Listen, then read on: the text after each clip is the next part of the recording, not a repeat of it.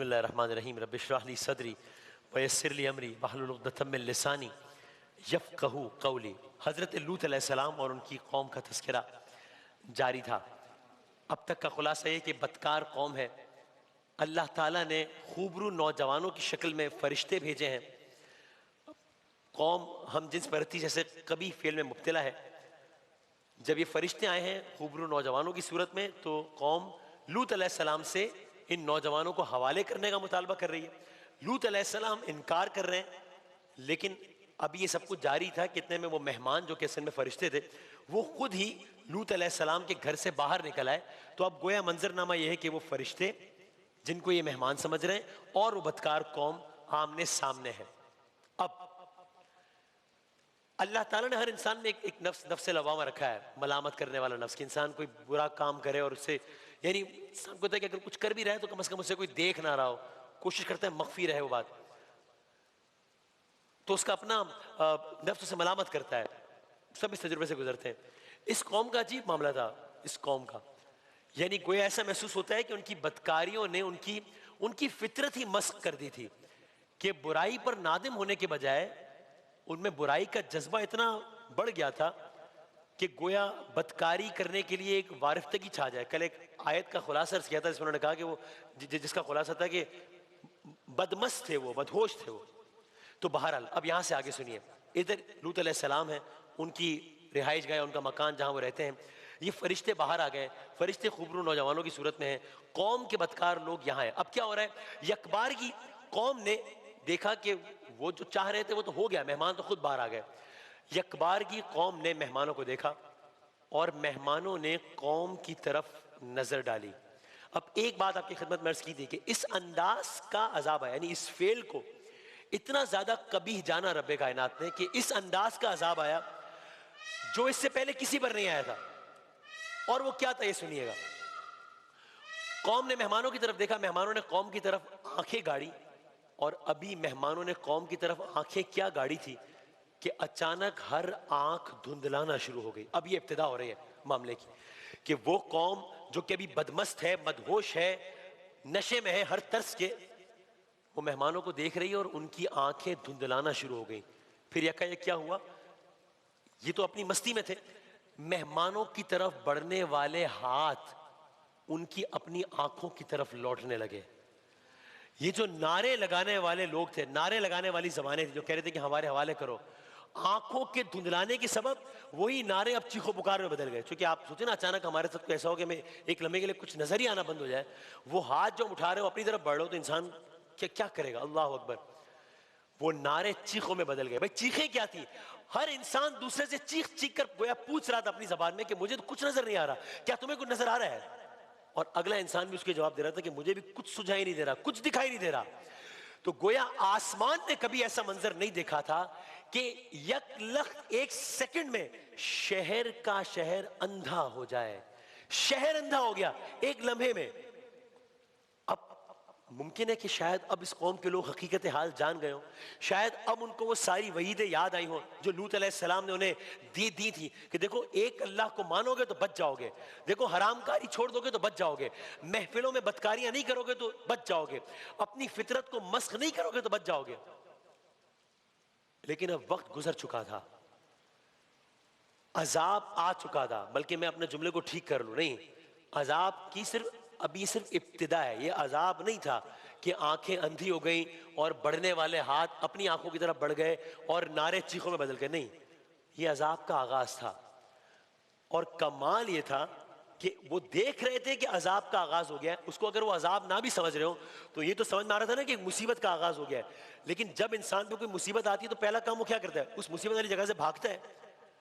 ان سے اللہ تعالیٰ نے وہ آنکھیں بھی لے لی تھی کہ جس کی وجہ سے وہ اس مصیبت سے بھاگ سکتے۔ تو عذاب کا آغاز ہوا تھا اور عذاب سے بچنے کے لیے جو بنیادی چیز چاہیے تھی اس سے سب محروم ہو گئے تھے، تو بچ بھی نہیں سکتے تھے۔ یعنی آپ اس منظر کو ذہن میں لائیں کہ جب شہر میں سب اندھے ہو گئے، سب اندھے ہو گئے، تو اب جو گھر میں ہیں، جو لوگ باہر ہیں وہ تو باہر ہیں، یہی لوط علیہ السلام اور ان کے مہمانوں کے آمنے سامنے، جو کچھ لوگ گھر میں ہیں وہ باہر نہیں نکل سکتے، جو باہر ہیں وہ گھروں کو نہیں جا سکتے۔ ہر فرد ایک دوسرے سے ٹکرا رہا ہے.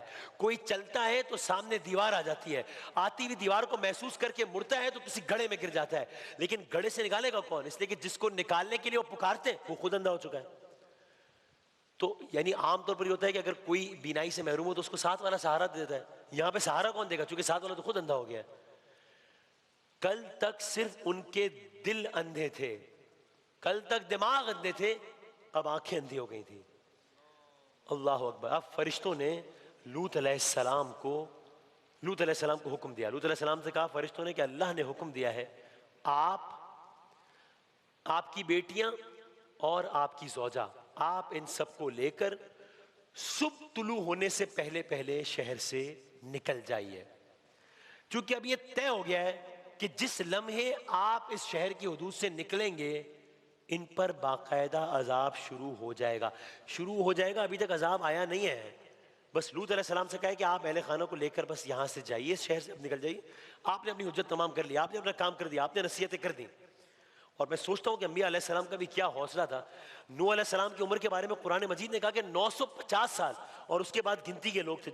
یعنی کتنی پیشنس. یہاں لوط علیہ السلام کتنی پیشنس کے ساتھ مسلسل تبلیغ کرتے رہے, کوئی نہیں مانا. تو اب اللہ نے کہا بس آپ جائیے, اب عذاب آئے گا. لیکن یہ عذاب ایسا ہوگا, یہ بھی ساتھ نے کہا کہ یہ عذاب جب ہو رہا ہوگا تو ایسا ہوگا کہ اگر کسی نے اس عذاب پر نظر بھی کی تو وہ خود بھی عذاب کا شکار ہو جائے گا. اس عذاب پر نظر بھی نہیں کرنی ہے, وہ خود بھی عذاب کا شکار ہو جائے گا. تو یعنی لوط علیہ السلام کو بھی کہا گیا کہ آپ بھی جب جا رہے ہو, آپ کی بیٹیاں اور آپ کی زوجہ, کوئی پیچھے مڑ کے نہیں دیکھے. آپ مطلب کچھ بھی ہو جائے, چاہے آپ کو زلزلے کی آوازیں محسوس ہو, آپ کو لوگوں کی آہو بکا کی آوازیں محسوس ہو, یا چاہے آپ کو آسمان سے پتھروں کا برسنا سنائی دے, پیچھے نہیں دیکھنا. لوط علیہ السلام نے گھر والوں کو لیا اور شہر سے چل دیے. لوط علیہ السلام روانہ ہوئے. یہاں لوط علیہ السلام روانہ ہو رہے ہیں, وہاں عذاب کا باقاعدہ آغاز ہو رہا ہے. لوط علیہ السلام شہر کی حدود سے نکل رہے ہیں, یہاں شہر کی زمین میں ایک راشا, ایک زلزلہ آنا شروع ہو گیا ہے. لوط علیہ السلام شہر کی حدود سے نکل گئے ہیں, زمین ہلنا شروع ہو گئی ہے. زمین ہلنا شروع ہوئی.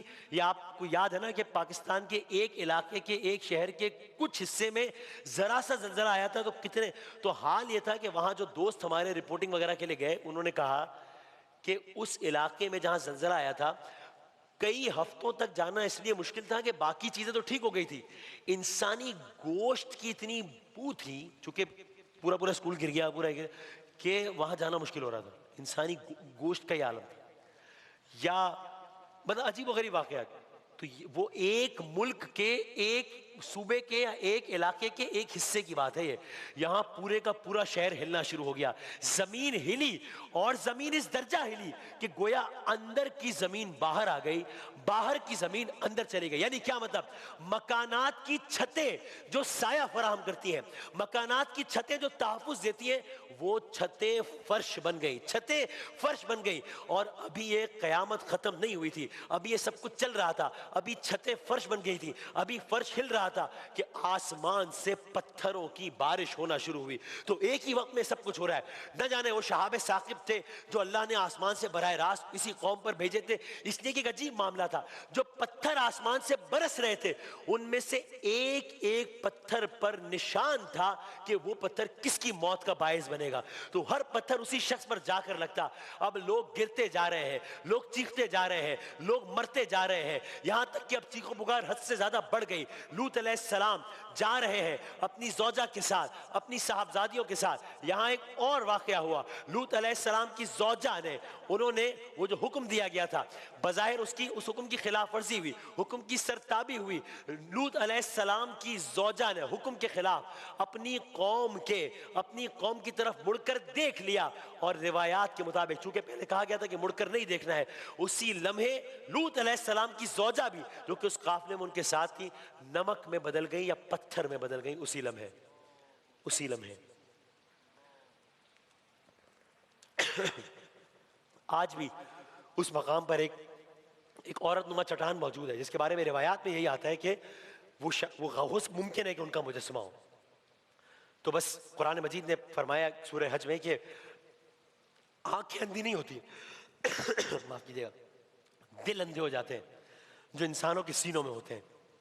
تو بس لوط علیہ السلام کی قوم کی یہ داستان یہاں پر اختتام پذیر ہوئی. بس جاتے جاتے یہ جملہ کہ یہ میں بھی جانتا ہوں، یہ آپ سب جانتے ہیں کہ یہ قوم جن گناہوں کی وجہ سے یا جس گناہ کی وجہ سے برباد ہوئی، آج دنیا میں نہ صرف یہ کہ یہ گناہ رائج ہے، یہ تو ہے ہی، بلکہ بہت سارے علاقے ہیں آپ سب جانتے ہیں کہ جہاں پر باقاعدہ اس کو قانونی شکل دے کر اس کو اسٹیٹ لیول پر، پارلیمنٹ کے لیول پر اس کے قوانین بنائے گئے ہیں اور اس کو باقاعدہ اسٹیٹ لیول پر لیگل قرار دے دیا گیا ہے. اب نہیں معلوم کس پر عذاب آئے گا یا اللہ تعالیٰ قیامت کے دن عذاب پہ، وہ اللہ جانے اور اللہ کی بات جانے، لیکن اللہ تعالیٰ ہم سب کو تمام تر گناہان کبیرہ سے اور گناہان صغیرہ سے محفوظ رکھے انشاءاللہ. بریک کے بعد دوبارہ حاضر ہوتے ہیں.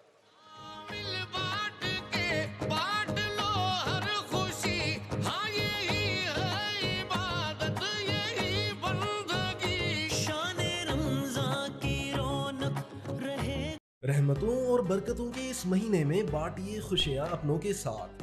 سہولت بازار لایا رمضان اسپیشل ڈیلز، افطار واؤچرز اور بے شمار گفٹس. آرڈر کرنے کے لیے ابھی لاگ آن کیجیے www.sahulatbazaar.com پہ اور مزید معلومات کے لیے +92 322 7335 749 پر ہمیں واٹس ایپ بھی کر سکتے ہیں.